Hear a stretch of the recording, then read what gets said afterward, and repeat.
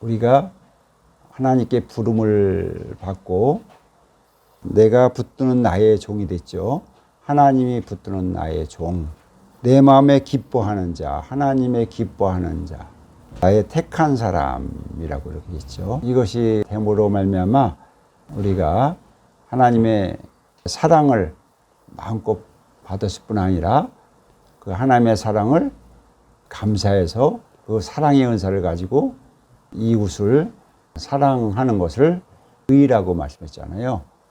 그런데 그 의로움을 행하는 것 자체는 사실은 우리 능력으로 하는 게 아니고 우리 안에 예수 그리스도를 믿음으로 성령을 선물로 받는다 했잖아요.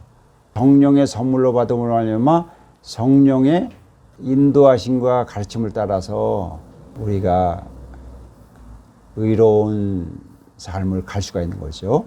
그 의로운 삶을 갈 수 있는 그 생명의 근원이 뭐냐, 그 힘의 근원이 뭐냐, 능력의 근원이 뭐냐, 바로 성령이다 이 말씀이죠. 사도행전 2장에 보면 성령의 임재하심과 더불어 성령으로 오는 역사를 어떻게 성령이 우리로 하여금 행하게 하나, 하나님의 말씀을 적용하고 하나님의 말씀을 순종하는 것이 의라고 했잖아요. 근데 의의 그 말씀을 어떻게 하도록끔 하나 하는 것을 우리가 성령의 임재하심이 있는 사도행전 2장으로 들어가면 사도행전 2장 1절에서 4절에 보시면 오순절 날이 이미 이름에 그들이 다 같이 한 곳에 모였더니 호련히 하늘로부터 급하고 강한 바람 같은 소리가 있어 그들이 앉은 온 집에 가득하며 마치 불의 혀처럼 갈라지는 것들이 그들에게 보여 각 사람 위에 하나씩 이마에 있더니 이제 성령의 임재하심을 우리가 어떻게 임재하나 하는 것을 우리가 이제 느끼는 겁니다. 성령은 바람같이, 여러분 이게 보이지 않는 거예요. 우리가 느끼긴 하는 거죠. 바람을. 불같이, 불 같은 것도 우리 안에 뜨거움이 임하는 거예요. 그렇게 말씀드렸습니다. 그 뜨거움이 임했을 때 그들이 다 성령의 충만을 받았다. 이렇게 해서 성령의 충만함에 받은 것은 자기 스스로 바람같이 느낄 수 있다는 거예요. 보이지는 않지만. 그 다음에 우리 안에 뜨거움이, 불같이 뜨거움이 충만해진다는 얘기예요. 내가 성령에 충만해서 거기에 몰입이 돼가지고 하나님과 교통하는 그런 면을 볼 수 있어요. 근데 이 성령의 충만함으로 나오는 세 가지 특징이 있습니다. 자, 보세요. 성령의 충만함을 받고 성령이 말하게 하심을 따라 다른 언어들로 말하기를 시작하느니라 그랬습니다. 성령의 충만함을 받은 사람의 특징이 첫 번째가 뭐예요? 입이 열려지는 거예요. 생활영성 훈련의 방향성이 세 가지 그 골격이 있어요. 세 가지 골격이 뭐냐면 신명기 30장 14절에 있는 말씀, 입, 마음, 행함이거든요. 시편 37편 30절 31절의 말씀에 입으로 지혜, 혀로 공의, 마음에 하나님의 법, 그 걸음에 실족함이 없으려다. 이런 구조를 가지고 있어요. 이런 구조를 가지고 있는 생활 영성의 흐름은 뭐와 맥락을 같이 하느냐? 성령의 인도하심과 맥락을 같이 한다 이 말씀이에요. 보세요. 성령의 충만함이 오는 그러한 특징의 첫 번째가 말을 하기를 시작하는 일이라 하니까 말은 뭐예요? 입과 혀로 하는 거잖아요. 그렇죠? 말이 입이 열리는 거예요. 두 번째, 성령이 충만한 사람의 특징은 마음이 강하고 담대해져요. 자, 그 특징을 사도행전 2장에 누굴 통해서 알 수 있냐면 베드로를 통해서 알 수 있습니다.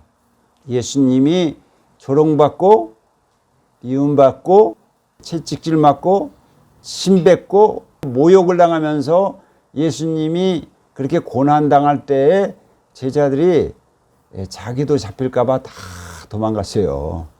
그 전에 예수님이 내가 십자가에 달려서 죽을 거다 하면 예수님이 죽으면 나도 함께 죽겠습니다. 그래서 참 이렇게까지 말했던 사람들이 다 도망갔습니다.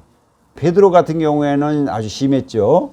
예수님이 조롱받는 현장 속에서 예수님을 변호하기는커녕 예수님을 3번씩이나 부인했습니다. 얼마나 마음이 두려웠겠으면 그랬겠습니까? 이해하죠. 왜냐하면 칼과 창과 죄수의 형틀과 형벌이 있는 그런 곳에서 이게 잡히면 어떻게 되는지 뻔히 아는데 오직 고문에다가 십자가에 죽든지 아니면 화형을 당하든지 아니면 단두대에 잘려서 죽는다든지 하여튼 이런 모진 형벌이 기다리고 있다는 걸 뻔히 아는데 두렵지 않겠습니까? 두려워서 3번씩이나 부인하면서 도망갔어요. 자기는 예수님이 구제주는 걸 알기 때문에 자기의 마음은 예수님과 함께 용기 있게 나가서 변호하면서 죽으면 죽으리라 그렇게 하고 싶죠. 그런데 그게 안 되는 거예요. 그 마음이 안 되는 거예요. 그걸 충분히 이해할 수 있습니다. 그렇게 하고 싶어도 막상 현장에 닥치면 여러분 우리가 순교할 수 있을까요? 오직 고문 속에서 견딜 사람이 몇 사람이 있겠습니까? 그러니까 예수를 부인할 수밖에 없는 현장인 거 충분히 이해합니다. 입장을 바꿔 생각해도 내가 가끔 그런 생각을 해요. 만약의 경우 예수를 믿는 것 때문에 형벌을 받고 고문을 받는다고 그런다면 내가 과연 예수님을 부인하지 않을 수 있을까 하고서 혼자 생각을 해봐요. 목회자인 저도 감히 예수를 부인하지 않고 내가 과감하게 담대하게 죽으면 죽으리라 그러고서 예수를 구세주로 시인하는 그런 사람이 될 수 있을까? 과연 순교의 현장에서 그렇게 될 수 있을까? 과연 고문의 현장에서 그렇게 될 수 있을까? 이렇게 자문해 봅니다. 인간적인 마음으로는 자신이 없는 거죠. 마찬가지예요. 베드로를 비롯한 12제자도 마찬가지입니다. 그래서 다 도망갔어요. 근데 보세요. 사도행전 2장의 내용을 보시면 이 베드로가 성령 충만하고서 사람이 바뀌어요. 두려움이 없어졌어요. 놀람이 없어졌어요. 걱정, 근심이 없어졌어요. 가고 담대하게 그 수많은 사람들을 향해서 그 사람들 중에는 예수 믿는다는 것 때문에 체포하려고 하는 사람들이 지금 눈에 불똥을 튀고 있는 그런 상태예요. 눈에 불을 켜고 있는 상태란 말이에요. 그런 사람을 잡아서 감옥소에 넣고 처형하려고 하는 사람들이 쎄고 쎘는데 거기다 대고 과감하게 담대하게 하나님 말씀을 선포하고 있는 거예요. 성령이 충만하니까 하나님 말씀이 생각나는 거예요. 하나님 말씀이 생각나는 내용이 곳곳에 있어요. 요엘서도 인용하고 다윗의 시편 인용하고 그러면서 베드로가 말씀을 준거했더니 3,000명이 회개하고 돌아오는 역사가 있었단 말이에요. 그러니까 성령 충만한 사람의 특징은 뭐예요? 마음이 강하고 담대해지는 거다 이 말씀이죠. 할렐루야. 생활영성훈련에서 두 번째가 마음이잖아요. 그 두 번째 마음, 그 마음이 뭐예요? 하나님의 법. 하나님의 법으로 무장된 거예요. 무장돼서 강하고 담대하라는 거죠. 모세가 자기의 후계자 여호수아에게 신명기 31장 6절에 보면 이렇게 여호수아에게 그 마음을 다독이는 걸 볼 수 있어요. 왜냐하면 성령 충만한 사람의 특징은 마음에 두려움이 없는 거예요. 놀라지 않는 거, 놀람이 없는 거예요. 걱정, 근심, 염려가 없는 겁니다. 하나님 주시는 사명에 대해서 과감하고 담대하게 나가는 거예요. 뭐라 그러냐? 너희는 강하고 담대하라. 두려워하지 말라. 그들 앞에서 떨지 말라 이랍니다. 우리가 그들 앞에서, 세상 앞에서, 악의 무리 앞에서, 불신자 앞에서, 사탄 마귀의 면전에서 두려워하지 말라. 떨지 말라. 이러고 얘기하고 있는 거거든요. 이게 굉장히 예수를 믿는 사람한테는 필요해요. 이게 영성입니다. 우리가 이제 생활 영성 훈련을 훈련하고 있잖아요. 훈련. 생활 영성 훈련의 첫 번째는 뭐예요? 입으로 지혜를 말하는 거예요. 두 번째 마음이 강하고 담대한 거예요. 이어서 51장 6절.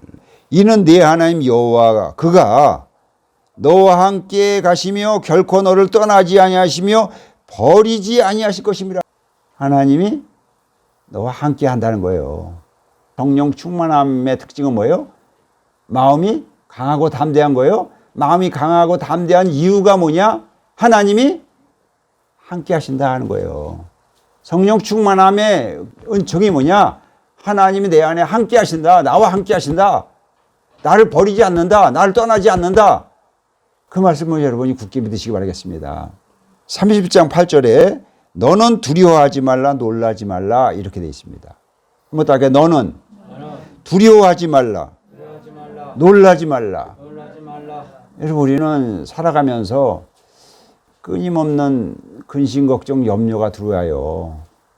미래에 대한 의심과 불신과 원망과 이런 것들이 들어옵니다. 나에게. 왜? 두려워서 그런 거예요. 두려워서.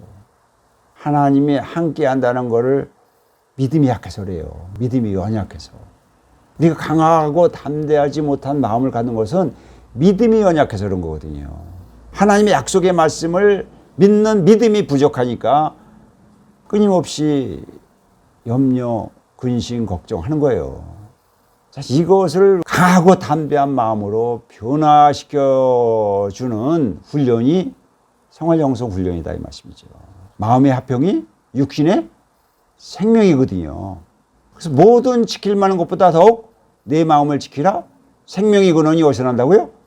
이 마음에서 나는 거거든요. 근데 성령 충만한 사람의 특징이 뭐예요? 마음이 강하고 담대하고 두려워하지 않고 놀라지 않는 거예요. 그래서 영성 훈련은 성령 충만의 훈련이에요. 성령의 인도하심과 가르치심과 지도하심을 따르는 훈련이에요. 그 다음에 저 행함에 3,000명이 회개하고 돌아오는 혼란 역사가 일어나요. 이사야서 11장 2절에 보면 하나님의 영은 첫 번째가 지식과 하나님을 경외하는 영, 두 번째가 지혜와 총명의 영, 세 번째가 모략과 재능의 영이거든요. 고린도전서 12장 8절에서 11절에 보면 은사가 나와요. 사역하는 은사가 나오거든요. 성령으로 말미암는 은사가 나오는데 그 성령으로 어떤 사람에게는 성령으로 말미암아 지혜의 말씀을, 어떤 사람에게는 같은 성령을 따라 지식의 말씀을, 다른 사람에게는 같은 성령으로 믿음을, 어떤 사람에게는 한 성령으로 병 고치는 은사를, 어떤 사람에게는 능력 행함을, 어떤 사람에게는 예언함을, 어떤 사람에게는 영들 분별함을, 다른 사람에게는 각종 방언 말함을, 어떤 사람에게는 방언을 통역함을 주시나니 이렇게 됐어요. 9가지 은사가 되어 있거든요. 하나님이 주시는 지식의 영, 지혜의 영, 모사의 영이 임함으로 말미암아 하나님이 주시는 재능이 다양하게 나타나는 걸 볼 수 있어요. 성령 충만하면 각종 은사가 다양하게 나타나는 걸 볼 수 있어요. 그러니까 사람들이 볼 때 기적적인 일, 이사와 표적이 나타나는 거예요. 병 고치는 은사가 돼가지고 기도했더니 바로 병이 낫는 놀라운 역사가 일어나잖아요. 행함에 있어서 그런 역사가 일어나는 거예요.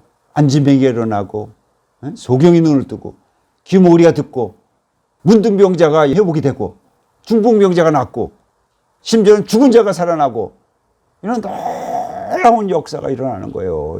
그 행함에. 그게 뭐예요? 담대한 믿음이죠. 믿음. 믿음으로 말미암아 행함 속에서 마음이 강하고 담대해지니까 그 행함 속에서 그 믿음으로 말미암아 이 산을 명하여 저리로 가라면 그대로 되는 거예요. 마가복음 11장 24절에 기도하고 구한 것은 받은 줄로 믿으라. 그리하면 그대로 되리라 하는 역사가 그냥 나타나는 거죠. 성령 충만하니까. 그래서 성령 충만함의 그러한 일들이 그 나타나는 역사가 생활 영성 훈련의 기본 골격과 같다 이 말씀이에요. 맥락을 같이 한다 이거죠. 성령 충만하면 어떻게 되느냐?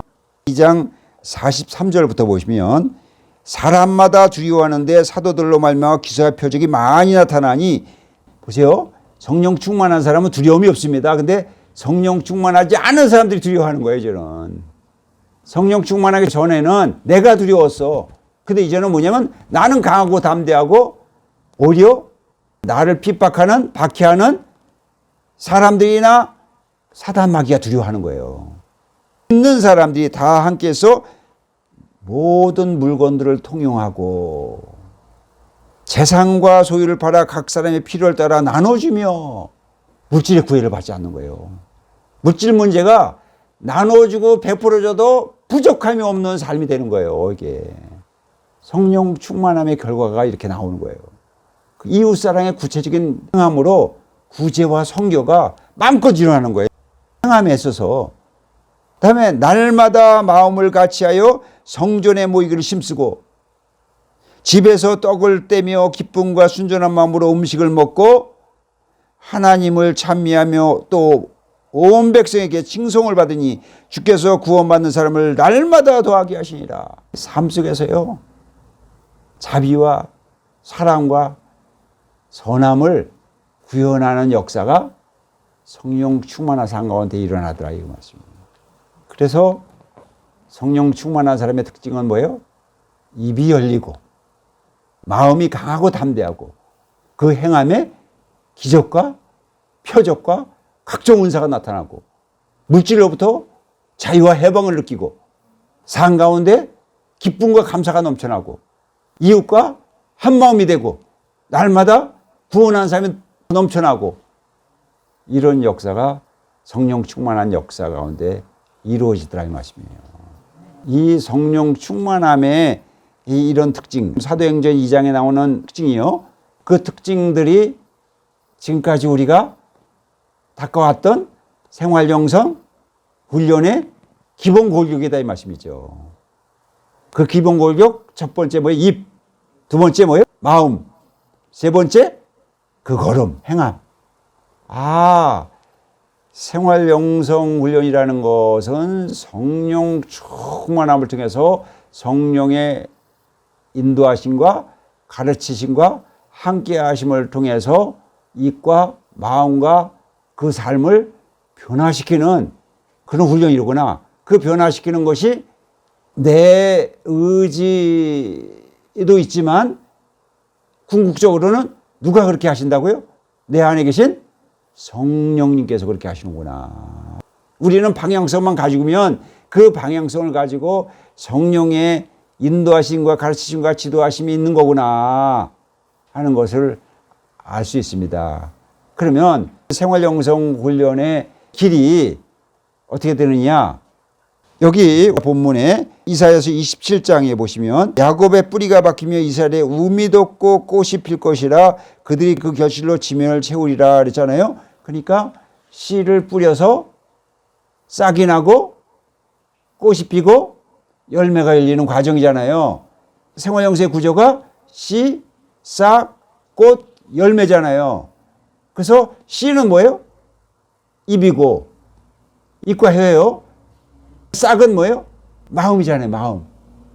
꽃은 행함. 그러면 삶 속에서 열매가 주렁주렁 열리는 거예요. 사랑, 희락, 화평, 오래 참음, 자비, 양선, 충성, 온유, 절제의 열매가 주렁주렁 삶 속에서 열려가는 것이 생활영성 훈련의 구조인데 우리는 지금 뭐를 공부하고 있어요? 싹에 대한 공부를 하고 있죠. 싹은 뭐라 그랬어요? 마음. 싹 세 번째 마음. 이 마음을 어떻게 강하고 담대하게 너희는 담대하라 내가 세상을 이겨노라는 세상을 이기는 이 마음. 다시 말씀하면 그 걸음이 뭐예요? 의의 길이란 말이에요. 의의 길. 하나님의 말씀을 지켜나가는 길. 이게 뭐냐면 하나님이 여호수아에게 하는 말이에요. 너는 강하고 담대하라는 거죠. 내 명령을 지키라 이 말씀이에요. 이게 여호수아에서 나오는 내용입니다. 여호수아 1장 6절에 보면 가나안 땅을 점령하기 전에 하나님이 여호수아에게 말하는 거예요. 강하고 담대하라. 너는 내가 그들의 조상에게 맹세하여 그들에게 주리라 한 땅을 이 백성에 차지하게 하리라 하고 이 확신을 주는 거예요. 마음의 확신을 주는 겁니다. 마음의 믿음을 주는 거예요. 오직 강하고 극히 담대하여 나의 종 모세가 내게 명령한 그 율법을 다 지켜 행하고 좌로나 우로나 치우치지 말라. 그리하면 어디로 가든지 형통하리니 좌로나 우로나 치우치지 말래요. 그래서 이 율법책을 내 입에서 떠나지 말게 하며 주야로 그것을 묵상하여 그 안에 기록한 대로 다 지켜 행하라. 그리하면 내 길이 평탄하게 될 것이며 내가 형통하리라. 9절에 이어서요. 내가 내게 명령한 것이 아니냐. 강하고 담대하라. 두려워하지 말라. 놀라지 말라. 내가 어디로 가든지 내 하나님 여호와가 너와 함께 하시느니라. 이렇게 말씀하고 있거든요. 끊임없이 우리에게 의의 길을 가는 사람에게 강하고 담대하라. 두려워 말라. 놀라지 말라. 끊임없이 얘기하는 거예요. 그래서 여러분 마음을 훈련할 때 이 말씀을 늘 마음속에 새기시는 거예요.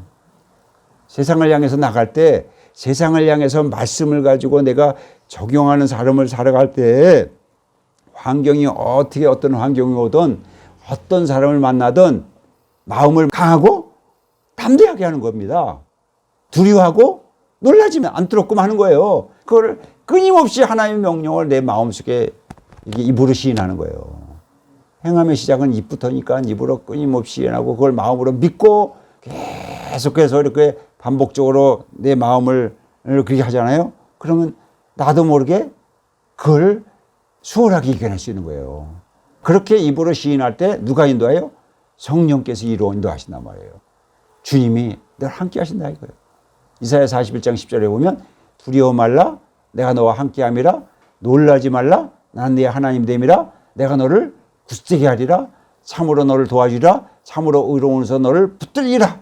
또 예수님께서는 우리에게 이렇게 말씀하시고 너희는 담대하라 내가 세상을 이겨노라 그렇게 말씀하셨단 말이에요. 세상의 마귀는 이미 패배했어요. 이미 패배했다고요. 예수님이 십자가에 죽으실 때 이미 세상 마귀는 패배한 거예요. 그러니까 예수를 믿는 사람, 하나님이 붙드는 종, 하나님이 기뻐하는 자, 하나님이 택한 사람은 세상에 대해서 이미 이겨놓은 싸움이다 이거죠. 이기는 자다 이거죠. 그거를 내가 믿고서 내가 강하고 담대한 마음을 가질 필요성이 있어요. 이게. 그게 안 되니까 세상에 대해서 힘들어하고 어려워하고 걱정하고 근심하고 두려워하고 그러는 거예요 이게. 그래서 우리는 늘 성령 충만할 필요성이 있어요. 성령 충만. 성령 충만할 수 있는 비법은 뭐냐? 성령 충만하는 방법은 수많은 사람들이 증거하는 것을 통해서 알 수가 있어요. 성령 충만하는 방법이 뭡니까? 기도하는 겁니다. 성령 충만한 방법이 뭡니까? 시와 찬미와 노래를 하는 겁니다. 하나님 말씀을 읽고 묵상하고 그 말씀에 의해서 기도하는 겁니다. 이런 말씀들이 기본이에요. 그래서 우리는 그거를 무슨 제사를 해요? 히브리서 13장 15절 찬미의 제사라고 표현하는 거예요. 그래서 여러분 찬미의 제사가 기본으로 깔려야 성령의 충만함으로 영성 생활을 영이 이끄는 생활을 다시 말씀이면 세상을 이기는 삶을 살아갈 수 있다 이 말씀이죠. 그런 의미에서 오늘 보세요. 싹 세 번째 시간입니다. 27장 2절을 보면 그날에 너희는 아름다운 포도원을 두고 노래를 부를지어다. 그래서 그날이 마지막 날인데 이 세상에서 가장 중요한 게 뭔지 아세요? 황금보다 귀한 게 뭔지 알아요? 황금보다 금보다 귀한 게 뭐냐면 바로 지금입니다. 지금이 제일 중요한 겁니다. 지금 내가 기뻐하고 지금 내가 행복하고 지금 내가 예배드리고 지금 내가 하나님께 노래하고 이 지금이 중요한 거예요. 지금이. 인생에서 가장 귀한 것이 뭐냐? 부귀 권세냐? 아니, 지금이 중요한 거예요, 여러분. 지금이 없어진다면 아무 의미가 없는 겁니다. 그렇죠? 내일 죽더라도 지금이 행복하면, 지금이 내가 구원받은 사람이 된다면 걱정할 게 없는 거예요. 그래서 그날이라는 말을 항상 지금 뭐 하라 그래요? 지금 포도원을 두고 노래를 부르라 이거예요. 지금 우리는 뭐 하고 있어요? 주님의 몸된 교회 와서 예배하고 있잖아요. 포도원이 뭐예요? 여기가 포도원이란 말이에요. 하나님의 대사관적 여기 교회가 포도원이라고요. 주님의 이름으로 두세 사람이 모인 곳이 뭐예요? 포도원이라니까요. 그 포도원에 지금 내가 포도원에 있으니까 노래하는 거죠. 그래서 데살로니가전서 5장 16절에는 항상 기뻐하라는 거죠. 언제? 지금 항상 기뻐하는 거예요. 이는 그리스도 예수께서 너희를 향하신 하나님의 뜻이라 그랬거든요. 자, 그날에 지금 너희는 이 포도원에 주님의 몸된 교회에서 우리 크리스찬들은, 믿음의 사람들은 어떻게 한다고요? 항상 기뻐하는 거예요. 노래를 부르면서 항상 기뻐하는 거예요. 흥얼흥얼 하면서 기뻐하는 거예요. 지금 기뻐해야 돼요. 나 요한은 포도원지기가 됨이며 그러잖아요. 포도원지기는 요한복음 15장 1절에 보면 내가 참 포도나무여 내 아버지는 그 농부라 그랬어요. 내 아버지는 누구라고요? 농부라고.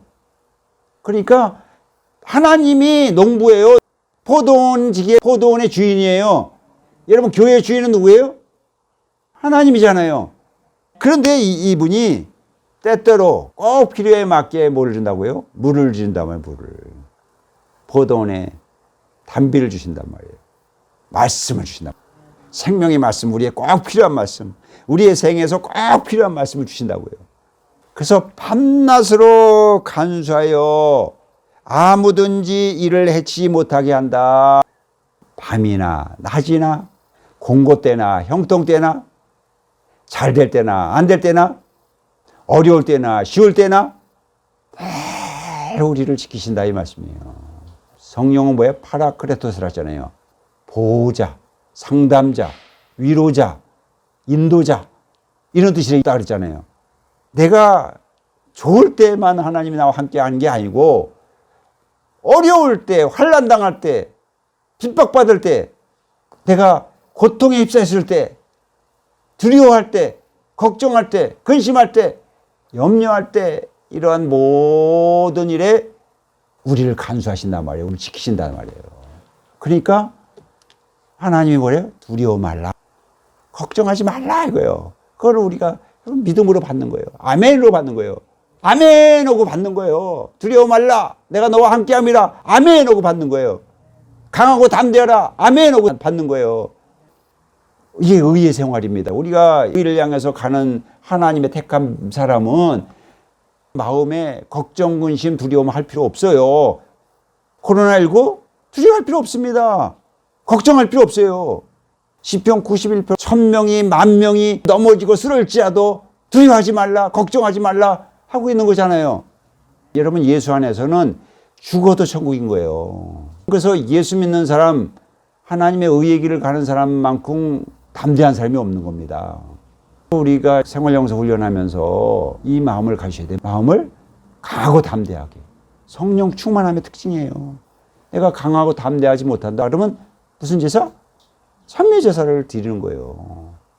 그래서 내 안에 그 마음이 느껴지는 거예요. 하나님이 나와 함께 한다는 그러한 보이지 않는 바람같이 영적 오감이, 육감이 온단 말이에요. 마음에 샬롬이 넘치도록 온다고요. 평안이. 그러면서 내 안에 뜨거운 기운이 올라와요. 위에서 임하든지 아래서 임하든지 뜨거운 기운이 오면서 뭔가 열정이 넘치고지면서 육신의 질고도 치료되고 믿음이 강력하게 와서 바라고 소원한 일이 이루어질 것이다. 그런 믿음이 온단 말이에요. 이게 뜨거움으로 믿음으로 다가오잖아요. 하나님이 이루시는 거예요. 사도행전 2장에서 나오는 원리하고 똑같잖아요. 성령이 임재하시면 원리와. 그래서 아무든지 일을 해치지 못하게 한대요. 하나님이 돌봐주신대요. 우리를. 나는 포도원에 대해서 노함이 없나니 그랬잖아요. 포도원에서 노함이 있대요, 없대요? 없답니다. 우리가 때로는 실수도 하고 잘못도 할 수 있어요. 그럼에도 불구하고 우리가 주님 앞에 나와서 우리가 뭐 할 수 있어요? 회개할 수 있잖아요. 어떻게 잘하면 다시 일어날 수 있잖아요. 그래서 노함이 없대요. 응? 우리가 제일 주의할 사항이 뭐냐? 하나님도 노함이 없다는데 내가 성질 내는 거야. 참회 제사 드리면서 제일 주의사항이 뭐예요? 노하지 않는 거죠. 야고보서 1장 20절에 보면 노하면 뭐라 그래요? 의를 이루지 못하느니라 이렇게 돼 있잖아요. 우리가 의의 길을 가르면서 제일 주의할 사항이 뭐라세요? 노함과 분냄이에요. 내가 마음으로 노하거나 분낼 이유가 없어요. 왜? 하나님도 노하지 않는데요. 그러니까 방향성을 가지고 의의 길을 결단하잖아요. 지정의를 가지고 내가 결심하고 결단하잖아요. 내가 노하는 척은 할 수 있어요, 여러분. 때로는 노하는 척도 해야 돼요. 근데 절대 진정으로 노하는 건 아니에요. 그런 유연성이 필요해요. 내 마음속에 진짜 화가 나가지고 그런 게 아니라 저런 사람은 한 번씩은 휘둘러 줘야 돼. 이런 이제 판단이 서는 사람이 있어요. 이 세상에는. 왜 그러냐면 늘 허허대고 허허대면요. 사람을 깔보고 무시하는 이런 아주 못돼 먹은 사람들이 있더라고요. 그런 사람들한테는 한 번씩 노하는 척을 할 수 있는 유연함이 필요하더라고요. 인생을 살다 보니까 이 성경 말씀을 단순히 고지식하게 받아들이면 지혜가 없는 거더라고요. 그러니까 노하는 척을 할 뿐이지 내가 노하는 거니. 사람이 선하고 착하게 살면요 발로 뭉개다 그래. 그런 사람이 귀한 사람들이거든요. 자기를 위해서 진정한 귀한 사람인데 그런 거를 이용해 먹으려는 사람, 이런 사람이 있더라고요. 그런 사람들은 노하는 척 강하고 담대하게 권위를 가지고 권세를 가지고 꾸짖을 필요성도 있고 때로는 야, 저 사람 보통 사람이 아니네 하고 이렇게 필요성이 있어요. 근데 제가 말씀드리는 거 뭐예요? 화를 파먹듯이 내는 그런 어리석은 인간이 되면 안 된다 이 말씀이에요.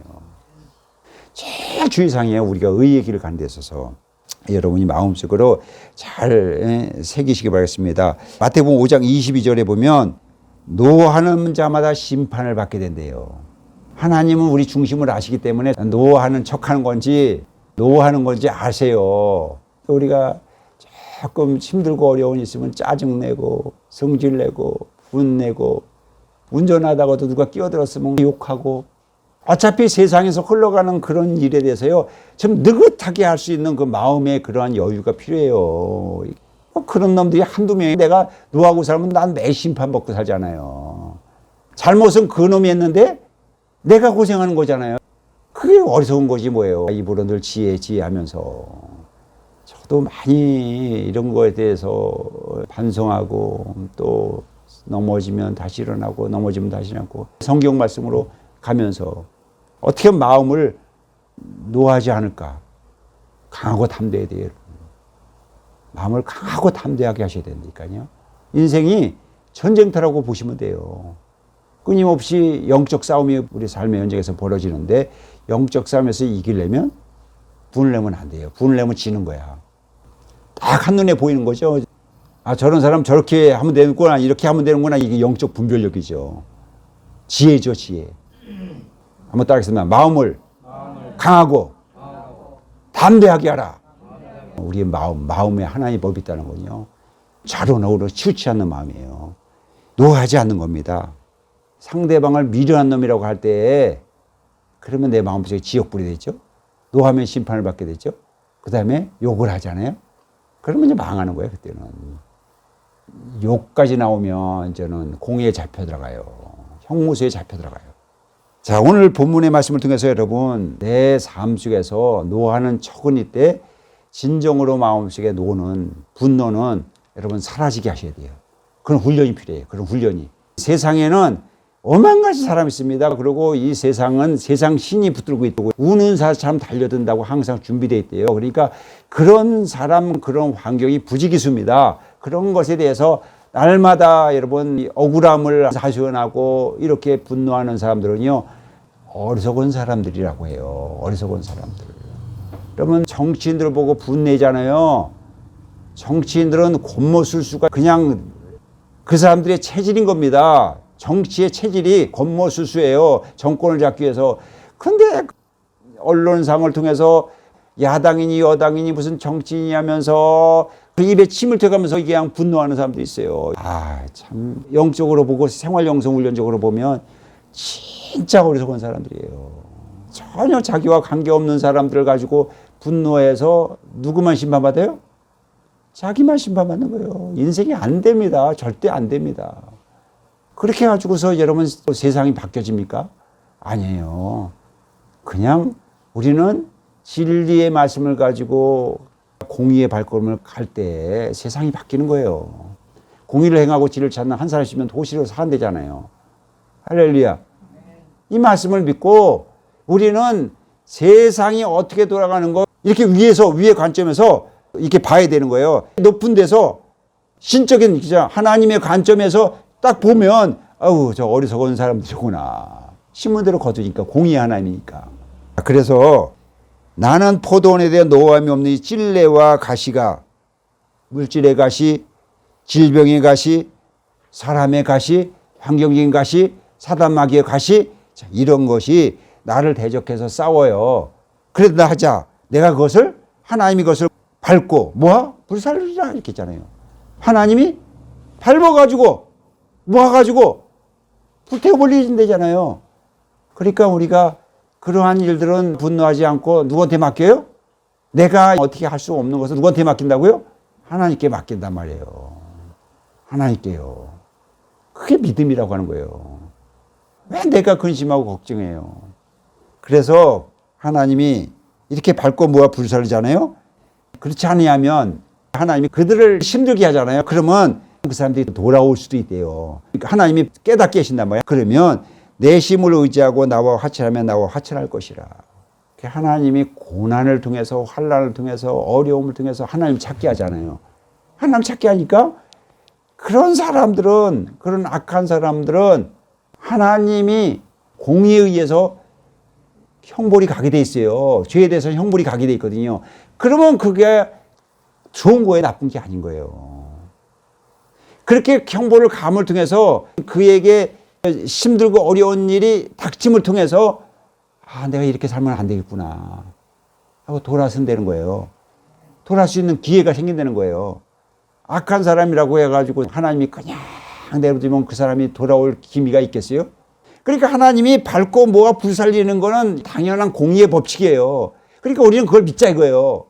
그래서 그걸 믿으면 내 힘을 의지하고 나와 하친하면 하나님을 찾는다는 거예요. 그러면 하나님이 그때 용서를 베풀어 주는 거죠. 돌아오게 되는 거죠. 근데 그거를 내가 뭔가를 하려니까 힘든 거죠, 이게. 내가 하려니까. 내가 변화될 수 있는 거 없어요. 내가 할 수 있는 일이 없다니까요. 우리는 내가 뭔가를 하려는 게 아니라 나는 하나님의 말씀을 순종하면서 그냥 가는 거예요. 의의 길을 가는 거예요. 언제? 어떻게 하면서? 지금 포도원에서 노래하면서 가는 거예요. 항상 기뻐하며 감사하며 기도하며 가는 거예요. 그게 최고의 길이에요. 그게 길이고 진리요 생명입니다. 그렇게 가는 사람 한 사람 있으면 이 도시를 사해 주신다잖아요. 근데 우리는 내가 뭔가를 변화시키려 해. 내가 세상을 뒤집으려 해. 야, 이게 좀 어리석은 거죠. 그러면서 자기가 뭔가 된 양 교만해져. 그러니까 착한 일, 선한 일도 내가 한다고 생각하시면 안 돼요. 항상 나는 하나님을 경외하며 겸손을 해야 돼, 겸손. 뭔가 된 것 같으면 바로 나를 낮춰야 돼. 겸손해야 돼요. 내가 한 게 뭐가 있어요. 인생은 새옹지마라 그랬어. 잘 되는 것 같아 안 되고, 안 되는 것 같아 되고. 왜? 하나님이 하시는 거니까 그런 거야. 하나님이 하시니까. 그러니까 우리는 길이여 진리여 생명 되신 그리스도 길을 따라서 하나님의 나라와 하나님의 의를 구하는 길로 가는 거예요. 그럼 모든 것을 하나님께 더해 주신대요. 후일에는 그렇게 해서 쭉 가시다 보면 야곱의 뿌리가 박히고 씨가 떨어져 가지고 뿌리가 박혀서 거기서 우미 도와에 싹이 돋고 꽃이 피고 열매가 지면에 주렁주렁 열리면 우리는 감사해서 그 열매를 따다가 나도 먹고 이웃에게 나눠주고 마음껏 나눠주는 거예요. 풍성하니까. 이렇게 사는 것이 뭐예요? 의의 삶이다 이 말씀이에요. 할렐루야. 기도하겠습니다. 하나님 감사합니다. 주님의 은총 가운데 성령의 충만한 삶이 생활 영성의 방향성이고 성령 충만했을 때 입이 열리고 마음이 강하고 담대해지며 그 행함의 삶 속에서 하나님의 은사가 나타나고 하나님의 지식의 영, 지혜의 영, 모사의 영으로 재능과 총명의 영, 하나님의 경영이 나타나듯이 아버지 놀라운 하나님의 은사와 역사가 나타나듯이 그런 행함이 있는 줄 믿습니다. 그리함을 통해서 씨앗이 땅에 떨어져 싹이 나고 꽃이 피고 열매 맺어서 많은 사람에게 사랑의 열매, 희락의 열매, 화평의 열매, 오래 참은 자비양선, 충성운이 절제 열매가 풍성하게 열려서 나도 먹고 아버지 많은 사람들에게도 그 열매를 나눠줄 수 있는 귀한 의의 삶이 될 줄 믿습니다. 감사하며 예수님 이름으로 기도합나이다. 아멘.